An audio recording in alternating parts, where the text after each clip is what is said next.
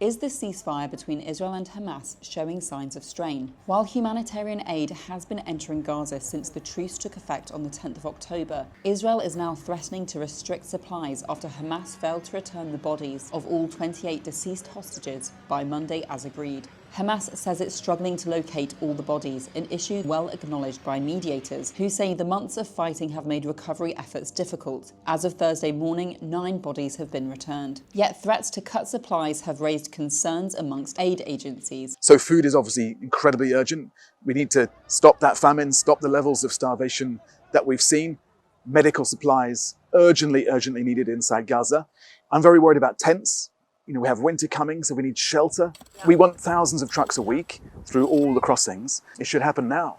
We want it to happen immediately as part of this agreement. We've wanted to do this for months. We've waited and waited to get in, and we're ready to go. Situated in the southeast of the Gaza Strip, the Kerem Shalom crossing is the only major functional entry point for aid, and only a fraction of the 600 trucks a day promised under the ceasefire agreement are getting through.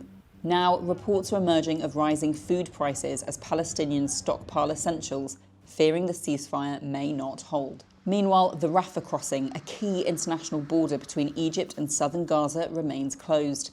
The Israeli defense body Kogat said the date for the crossing to be reopened for the movement of people only will be announced at a later stage. This is despite dozens of trucks loaded with food and medical supplies waiting at the Rafah crossing gate. Adding to the pressure, US President Donald Trump has urged Hamas on his platform Truth Social to release the remaining bodies, calling it necessary to enable the next phase of the Gaza plan. He also had this to say. It's a gruesome process. I almost hate to talk about it, but they're digging. They're actually digging.